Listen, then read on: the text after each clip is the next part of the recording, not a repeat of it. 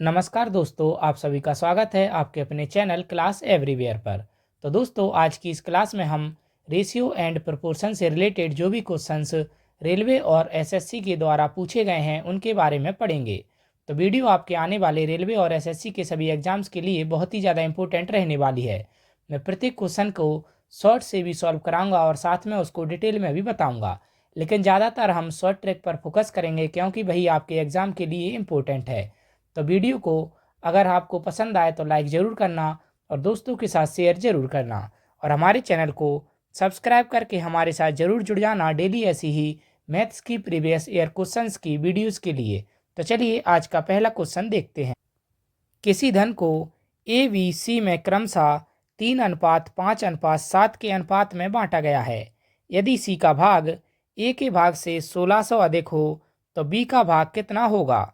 ए अनुपात बी अनुपात सी हमको दिया है कितना, 3:5:7 और क्या दिया है कि सी का भाग ए के भाग से 1600 अधिक है।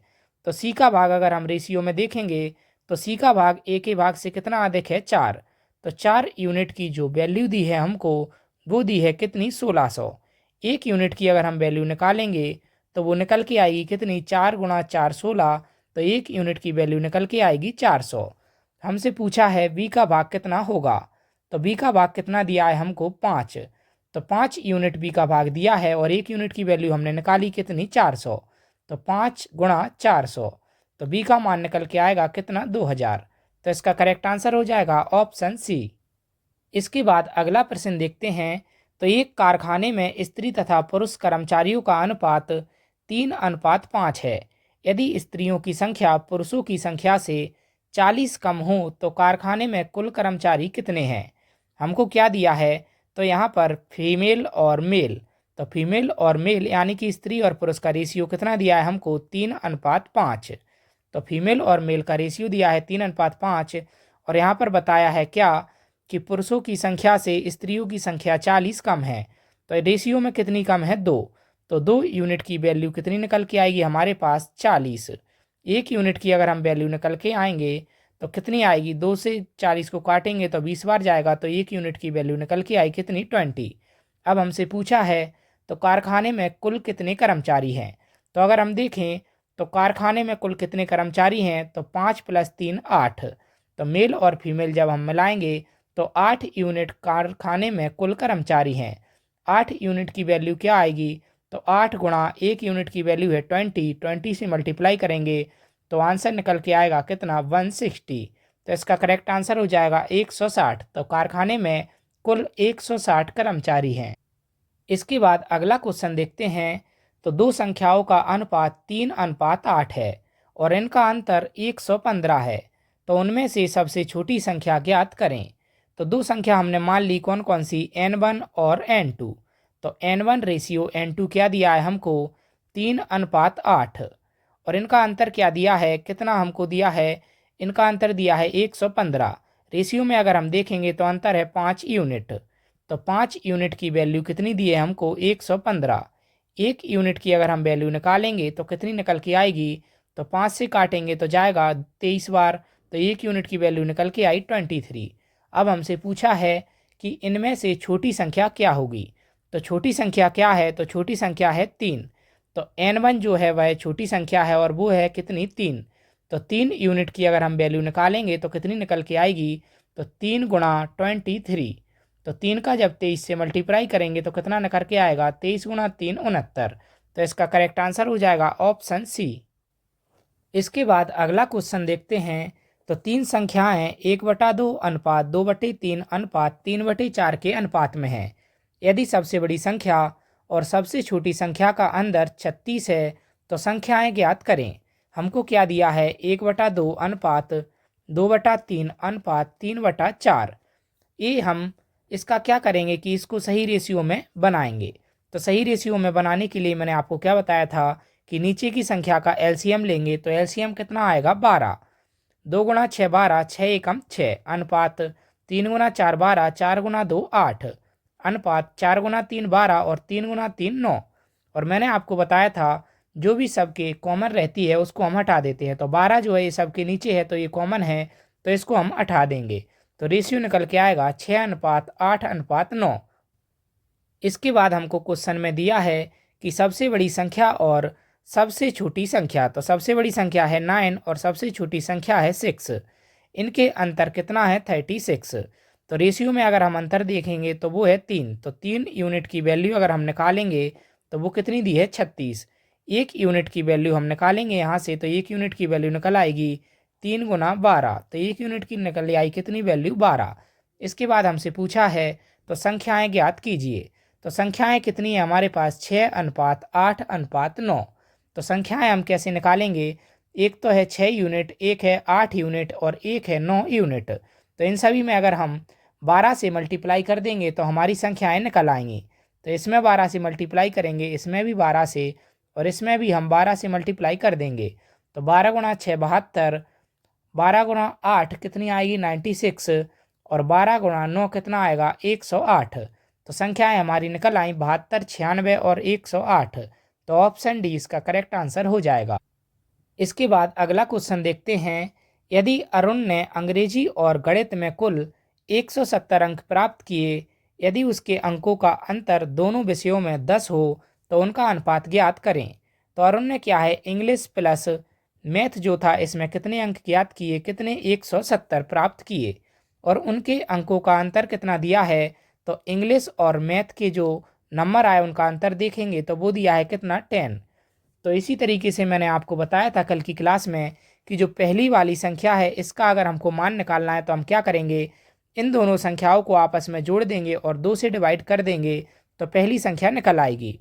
और दूसरी संख्या का जब मान निकालना है तो हम क्या करते हैं, इन दोनों संख्याओं का अंतर लेंगे और 2 से डिवाइड कर देंगे तो दूसरी संख्या निकल आएगी।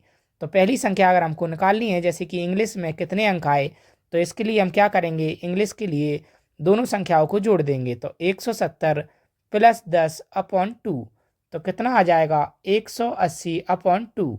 तो इंग्लिश के नंबर निकल के आए कितने 90। इसके बाद अगर हम मैथ के नंबर देखें तो इसके लिए क्या करेंगे, इन दोनों संख्याओं का अंतर लेंगे तो 170 माइनस 10 और 2 से डिवाइड कर देंगे तो कितना आ जाएगा 160/2। तो आ जाएगा हमारे पास मैथ के नंबर कितने आए 80। इसके बाद हमसे पूछा है तो उनका अनुपात क्या होगा।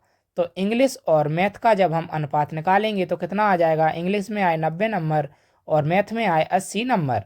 रेशियो मैंने आपको बताया था कि यह हमेशा अपनी सिंपलेस्ट फॉर्म में रहता है, मतलब कि इसमें कोई भी संख्या कॉमन नहीं होनी चाहिए। तो इसमें कॉमन है 10, तो दोनों को 10 से काट देंगे तो रेशियो निकल आएगा 9:8। तो इसका करेक्ट आंसर हो जाएगा ऑप्शन सी। इसके बाद अगला क्वेश्चन देखते हैं। तो यदि दो संख्याओं का योग उनके अंतर का तिगुना है तो संख्याएं ज्ञात करें। हम मान लेते हैं कि दो संख्या हैं x और y। तो x प्लस वाई हमको कितना दिया है यह हम अभी निकालेंगे। तो x प्लस वाई अगर हम मान लें 3, तो उनका अंतर कितना दिया है x माइनस वाई बराबर आएगा कितना 1। तो यहाँ पर हमने मान लिया कि दो संख्या जो हैं उनका योग है 3 और उनका अंतर है 1। तो इस तरीके से यह भी हो जाएगा कि उनके अंतर का 3 गुना है, तो उनका अंतर है 1 और इसका 3 गुना करेंगे तो आएगा कितना 3। तो दो संख्याओं का जो योग है उनके अंतर का 3 गुना है। तो यहाँ से अगर हम देखें तो यह हमने सही से निकाल लिया है। अब हमसे पूछा है कि वो संख्याएं क्या हैं। तो अगर हम संख्या निकालेंगे, मैंने अभी आपको बताया था कि पहली संख्या निकालने के लिए क्या करते हैं, हम दोनों संख्याओं को जोड़ देंगे और 2 से डिवाइड कर देंगे तो आ जाएगा हमारा कितना 4/2 यानी कि 2। और दूसरी संख्या निकालने के लिए मैंने आपको बताया था कि दोनों संख्याओं का अंतर लेंगे तो अंतर कितना आएगा 3 - 1 और 2 से डिवाइड कर देंगे तो 2/2 तो कितना आ जाएगा 1। तो x का मान आ गया 2 और y का मान आ गया 1। तो x अनुपात y हो जाएगा कितना 2:1। तो इसका करेक्ट आंसर हो जाएगा ऑप्शन सी। इसके बाद अगला प्रश्न देखते हैं। तो तीन संख्याएं 3:4:5 के अनुपात में हैं। यदि सबसे बड़ी संख्या और सबसे छोटी संख्या का योग दूसरी संख्या 52 के योग के बराबर है तो सबसे छोटी संख्या ज्ञात करें। हमें क्या दिया है कि संख्याएं दी हैं 3 कितने कितने अनुपात में 3:4:5 के अनुपात में। तो हम संख्याएं क्या मान लेंगे, पहली संख्या मान लेंगे 3x, दूसरी 4x और तीसरी 5x। तो तीसरी संख्या कितनी मानेंगे हम 5x। और हमें क्या दिया है कि सबसे बड़ी संख्या और सबसे छोटी संख्या। तो सबसे बड़ी संख्या है 5x और सबसे छोटी है 3x। तो सबसे बड़ी और सबसे छोटी संख्या का योग तो 3x प्लस 5x का जो योग है वो क्या है, वह दूसरी संख्या यानी कि 4x और 52 के योग के बराबर है। तो 8x बराबर हमारा कितना निकल के आएगा, 4x प्लस 52। तो 8x माइनस 4x बराबर आ जाएगा कितना, 52। और 8 में से 4 जाएगा तो कितना बचेगा, तो 8 में से जब 4 जाएगा तो हमारे पास बचेगा कितना, 4x। तो 4x बराबर आ जाएगा 52। x की वैल्यू निकल के आएगी, 4 से काटेंगे 13 बार कटेगा, तो x बराबर निकल के आया हमारा 13। इसके बाद हमसे पूछा है कि सबसे छोटी संख्या ज्ञात करें। तो सबसे छोटी संख्या है कौन सी, 3x। तो सबसे छोटी संख्या है 3x। तो 3x और x की वैल्यू हमने निकाली कितनी, 13। तो इस तरीके से आंसर हो जाएगा 13 गुणा 3 39। तो करेक्ट आंसर हो जाएगा ऑप्शन सी। इसके बाद अगला प्रश्न देखें तो तीन संख्याएं 2:3:4 के अनुपात में हैं। यदि उनके वर्गों का योग 1856 है तो संख्याएं ज्ञात करो। तो संख्याएं दी हमको 2:3:4 के अनुपात में। संख्या हम मान लेंगे 2x 3x और 4x। तो संख्याएं हमने मान ली 2x 3x 4x। अब हमको क्या दिया है कि उनके वर्गों का योग। तो वर्ग जब हम करेंगे तो 2x का जो स्क्वायर करेंगे प्लस तो 3x का स्क्वायर करेंगे और प्लस क्या करेंगे हम 4x का स्क्वायर करेंगे। तो तीनों संख्याओं का जो वर्ग है वो कितना दिया है, उनका योग 1856। तो 2x का स्क्वायर करेंगे तो आएगा 4x स्क्वायर प्लस 3x का स्क्वायर करेंगे तो 9x स्क्वायर प्लस 4x का स्क्वायर करेंगे तो 16x स्क्वायर बराबर दिया है 1856। जब इनको प्लस करेंगे तो कितना आएगा, 29x स्क्वायर बराबर दिया है 1856। 29 से जब हम इसको काटेंगे तो कितनी बार जाएगा, 64 बार। तो x स्क्वायर बराबर आ गया 64, x बराबर आ जाएगा 8। इसके बाद हम क्या करेंगे, तो संख्याएं ज्ञात कीजिए। तो संख्याएं हमको यहाँ पर दी हैं कितनी, 2x 3x और 4x। तो इस तरीके से हम संख्याएं निकाल लेंगे। तो 2 और x का मान निकाला हमने कितना, 8। तो इसमें भी 8 से मल्टीप्लाई करेंगे, इसमें भी 8 से मल्टीप्लाई करेंगे और इसमें भी 8 से मल्टीप्लाई कर देंगे। तो 2 गुणा 8 आ जाएगा 16, 8 गुणा 3 आ जाएगा 24 और 8 गुणा 4 आ जाएगा 32। तो संख्याएं हो गई 16, 24 और 32। तो इसका करेक्ट आंसर हो जाएगा ऑप्शन बी।